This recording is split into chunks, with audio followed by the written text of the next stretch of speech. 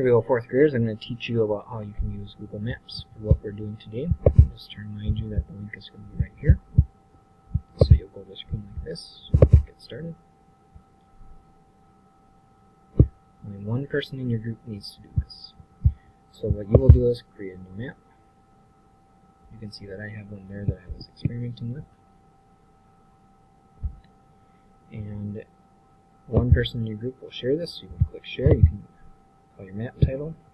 I'm going to call this, I would name it whatever region you're doing, so let's say that I'm doing the Midwest, so I'll call it Midwest.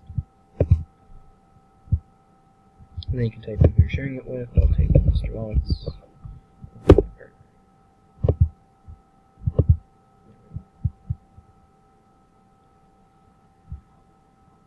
So now what's nice about this is you and your partner are able to work on the map at the same time. And I'll show you why you would need to do that in just a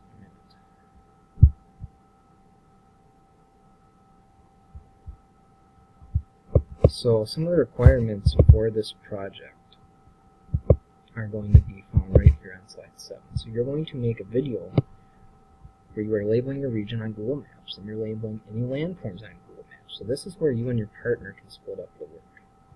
So I'm showing the Midwest region here. What I can do is I can click right here to draw a line, and this is how I can map out my region. So let's say that I thought the Midwest region was right here, which it's not. You'll want to do your reading to figure out where it is.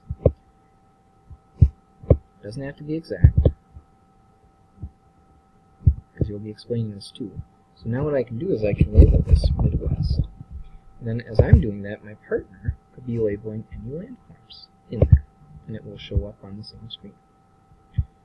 So let's say that maybe there's some landforms going from here to here to here.